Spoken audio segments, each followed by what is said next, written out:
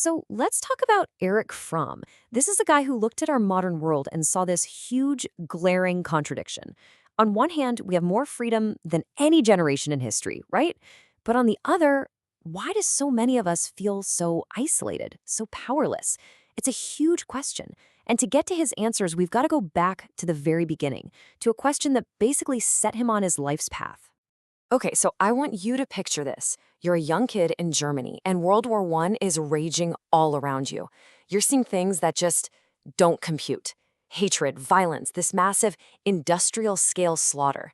It's totally senseless, and it leaves you with this one nagging question that you just can't shake. Why? Why war? And it wasn't just about armies and nations. It was personal.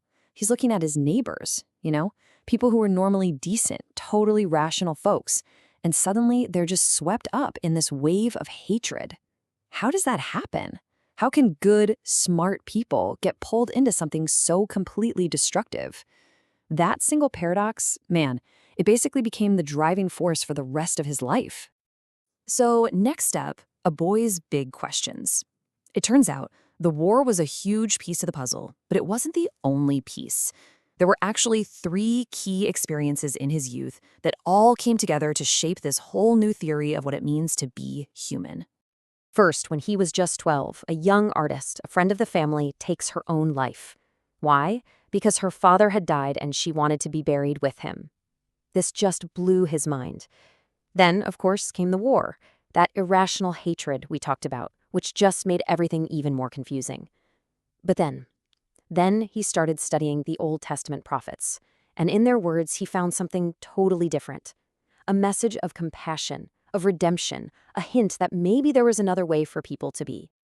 And that Goy, the one trying to make sense of all this, death, war, and this tiny spark of hope for something better, well, that was Erich Fromm. All those early questions, those puzzles, they didn't go away. They became his life's work, getting to the bottom of the central conflict of just being human. All right, so let's get into the big idea here. Fromm's main argument, the core of his whole philosophy, is what he called the human paradox.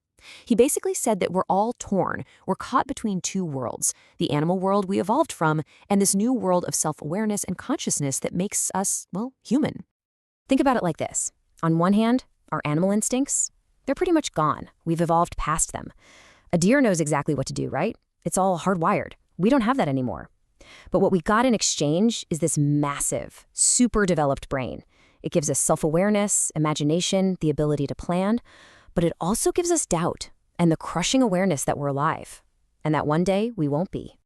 Which leads to one of my favorite quotes from Fromm. It's just so perfect. He says, this combination of lack of animal instincts and presence of rational thought makes humans the freaks of the universe. Freaks of the universe. I love that. We just don't fit, We're not in sync with nature like animals are, but our own minds make us feel separate from nature. It's a really strange and, often really difficult place to be. So being a freak of the universe isn't exactly a walk in the park. It comes with a price, a psychological one. Fromm said this strange position we're in creates a deep, fundamental emotional state that every single human being has to grapple with, and he gave it a name, basic anxiety. Now, when he says basic anxiety, don't think about like being nervous before a big presentation. No. This is something way deeper. It's this profound feeling of being lonely and isolated, this sense of being fundamentally disconnected from nature and maybe even more importantly, from other people. So what does this anxiety feel like? Well, it's that deep loneliness, that feeling of being on the outside looking in. Fromm had this amazing phrase for it, spiritual homelessness. It's the feeling that we're these conscious, self-aware creatures who've been dropped into the universe without a map, without a designated spot.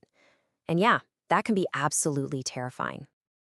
Okay, so this might all sound a bit philosophical, a bit abstract, but here's where Fromm brings it right into our daily lives. He argued that modern society, and he pointed the finger directly at capitalism, hasn't helped with this basic anxiety. In fact, it's made it way, way worse. It's like it took that feeling and just cranked the volume up to 11. And this is where we get another huge paradox. Capitalism gives us some pretty amazing things, right? We have more leisure time, more personal freedom than ever. But what's the cost? Well, Fromm said the cost is that we've lost those strong community ties, those bonds that used to hold us together. So we're left feeling more anxious, more isolated, more powerless. We're free, sure, but we're also totally adrift. And for Fromm, this wasn't a fair trade. He believed the scales had tipped in a really dangerous direction. He said, the cost of freedom has exceeded its benefits. For a lot of us, that psychological weight of being totally free, all the choices, all the isolation, it's just become too much to bear. So, what are we supposed to do about it? If we're all feeling this deep anxiety, where do we go from here? Well, according to Fromm, this is the fundamental choice of human existence. We're all standing at a fork in the road, and there are only two paths we can take. Okay, this is it. This is the whole shebang. Path number one, we can try to escape. The freedom is too much, the anxiety is unbearable, so we run. We give up our freedom by submitting to some strongman leader, or we just blend in with the crowd, conforming to what everyone else is doing, or we fall into other destructive habits. That's one option. But then there's path number two. We can embrace our freedom. We can face that anxiety head on and move toward what he called self-realization. And how do we do that? By genuinely connecting with people through love and by finding real meaning in productive creative work. So one path is running away from who you are, the other is running towards who you could be. So Fromm lays it all out for us, right? He shows us the problem, this paradox of freedom, and he gives us the two possible paths. The only question left is the one he leaves for you and for me. When you really look at your life, how you connect with people, what you pour your energy into, freedom or escape? Which path are you on?